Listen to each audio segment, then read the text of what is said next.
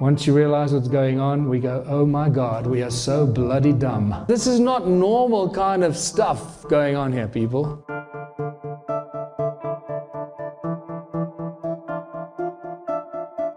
Pay attention to this.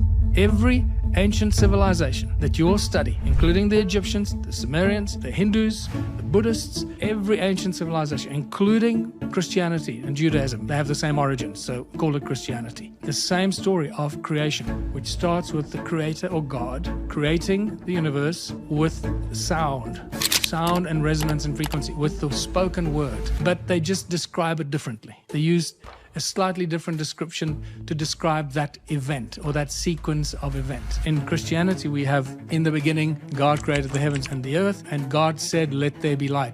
But it says first, it says the Spirit of God moved over the waters. So for a long time, I was wondering, okay, so nothing is in creation. God hasn't even said, let there be light, but there's already water. Where's the water? There's no universe. There's nothing. There's the void. There can't even be a void. There's no firmament. There's no matter, but there's water. Water is matter. It's hydrogen and oxygen. And I started to realize, hold on. There's something very special and very important about this combination of elements, water and hydrogen. And it certainly is. I don't want to get sidetracked by that. Just focus on water for a little bit. For people that want to do some research, look at water, because when you start understanding what water is, the molecular structure of water, the importance of water, the importance of hydrogen, oxygen, and if you add one more or two more elements to that, you add silica and carbon to that. Now you have the holy grail of everything in creation. But the first opening phrase of the Bible is literally a crash course in quantum mechanics. And people don't realize it. But the crash course in quantum mechanics creates a problem for us, because it shows us that we don't live in an electromagnetic universe. We live in a magneto-electric universe. And there's a huge difference between the two, because the Bible says, just like pretty much every other ancient civilization, says that the God created the word, and the Bible says, and God said, let there be light. So it was the sound and resonance of creation, the word of God or the creator, which is vibration, resonance, and frequency, that creates what? What does sound and moving sound create? Creates, and vibration and resonance creates magnetic fields. And what do moving magnetic fields do? Because vibration can't stand still, it has to move. So what do moving magnetic fields do? They create electromagnetic fields, which is light. So it tells us that light comes from sound. And when I saw that, when I discovered that, when that penny dropped for me, I realized it's not the light that's so important. It is the sound that is so important, because without sound, resonance, and frequency, there can be no light. Light is a consequence of sound, resonance, and frequency. Vibrations. They're all aspects of each other. We call it sound on Earth because the things we hear comes from vibration and resonance that moves air. It's all the same thing. That one creates the consequence of the other, or is the consequence of the other. And that's when I realized that the speed of light is not the finite thing. And this is why they've been pushing it in science, that nothing can move faster than the speed of light. That's the lie and the BS they've been selling us. And so many people still believe that. You know, it's been shown so many times before. And I've spoken about this in my lectures for nearly 10 years now. Sound travels infinitely faster than the speed of light. That's part of the propaganda and the lie of our education system. Because if children were taught that that is not true, how they would enter life and adult life and university or research, if they knew what's really going on. And this, by the way, affects the quantum mechanics and the particle physics study incredibly at every possible level, because now we start dealing with magnetic fields, with electromagnetic fields, and we start dealing with toroidal fields, torsion fields, vortex fields, which are all the same thing, just different names, and how they create light, and how they create gravity, and how they create anti-gravity effects, and how they create polarization, how they create positive and what we've come to call positive and negative charges, which is all just magnetic fields moving in opposite directions to create a stable toroidal balanced magnetic field. But they don't teach us this. When they teach us that we live in an electromagnetic universe, we all go, wow, it's amazing. But it's a subtle deception, because it's a magneto-electric universe. The magnetism comes before the light. So if we grew up believing that light comes from, as a consequence of sound and magnetism, we get light, we'd see physics and science and cosmology very differently. At some point, some stage, some omnipotent field of consciousness, you can call it God, the creator, I don't know, I just ended up calling it God. I've come the long way around. For many years, I was scared to call it God because God had so many different connotations and religious connotations and so forth. And eventually now I just said, you know what? It's God. It's God, the creator of everything in the universe. We can't put a name to it. We just know that everything that exists here is not a consequence of tiny little particles bumping into each other randomly, all over the place and creating everything in creation. Because remember, that's the story that they're trying to teach us in evolution. From the simplest amoeba and just like billions of particles, the Big Bang comes and these billions of particles, an infinite number of particles that just bump into each other randomly, and out of those particles bumping into each other, suddenly they create everything. This is really important. This is why Slave Species of God is such an important book. Although it is quite dated now and a lot of stuff needs to change, the basic foundation of this, the basic premise, it still stands, which is the most important premise. And this is why the word God is spelled with a small g on the original book. Slave Species of God with a small g, not God with a big G. As it seems like the Anunnaki were the beings that had the knowledge of genetic manipulation, genetic engineering, the way we have today. We're cloning species, we're doing shit that people don't even know is happening, genetic labs and biolabs and so forth. We know how to clone things and clone humans and clone creatures. So did the Anunnaki. They knew this millions of years ago. And so they cloned a new species. And it seems everything points to the fact that we are the species, or we're the descendants of the species that they created. And that's why it's spelled with a small g. Just because you got the knowledge of genetic manipulation doesn't mean you created the heavens and the earth. And there's a big difference. So the Slave Species of God, the most important job that book does is to draw the distinction between God with a big G and the gods with a small g. The book of Enoch was part of the Bible. The book of Enoch really goes to some extremes. I mean, he says that the large giants were 3,000 ells. 3,000 ells tall. Now an ell is from there to there, so that's about half a meter. So a 3,000 ell giant would be 1,500 meters tall. And now this is not just a little guy. Now we're talking about some very big people. If you do come across the story of giants, pay attention. Read as much as you can, absorb that information, make notes, write it down, and go and research it. Because you'll find every ancient civilization, the oral history, the oral tradition talks about giants in great detail. And different giants. We're talking about the small ones, like Anunnaki, that were maybe twice or 3 times the size of humans.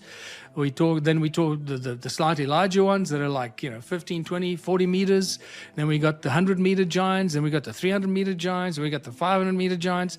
Then we get the big ones, the 1.5 kilometer tall giants. And all of them played a different role, and they had different reasons why they existed. And again, I don't want to get stuck in that detail, but I've studied that in great detail in the research that I've done in the ancient civilizations in South Africa, where we've done all kinds of spiritual and shamanic journeys and connected with the ancestors and connected with the spirits and the guardians of the ancient sites. And let me tell you what, when you start doing that work and you start getting consistent results that support each other, there comes a time where you have to say, okay, this is no longer coincidence, or somebody is just making the story up. Because when you start getting consistent stories and consistent information, this one that is completely disconnected from that source of information, but they support each other, then you got to start believing that this is no longer a coincidence, but a scientific fact. I believe that the Bible is full of incredible knowledge and information, has incredible knowledge encoded in it. And overwritten on top of that is what I call the soap opera.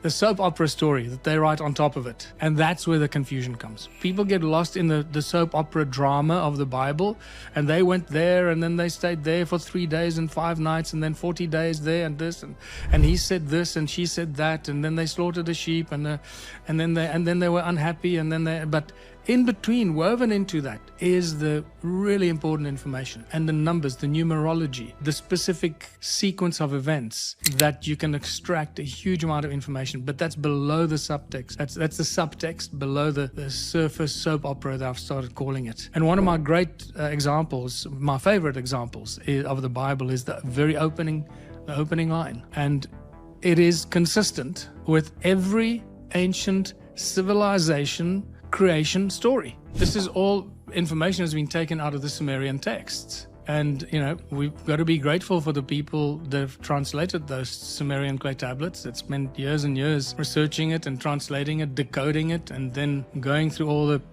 hard work to share that information. And Zachariah Sitchin was one of those people. I believe now that Zachariah got a lot of stuff wrong. Not everything he wrote about was accurate, but even if 10% of what he got was right, it's still fantastic because he opened our eyes and opened our minds to a whole new reality.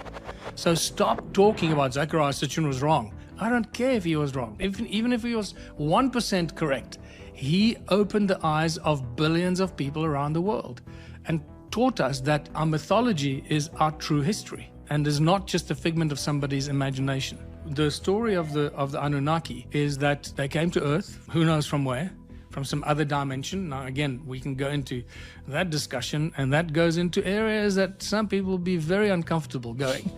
This is why when you start studying this, you've got to have an open mind and be prepared to get information that is going to make you feel very uncomfortable to start off with.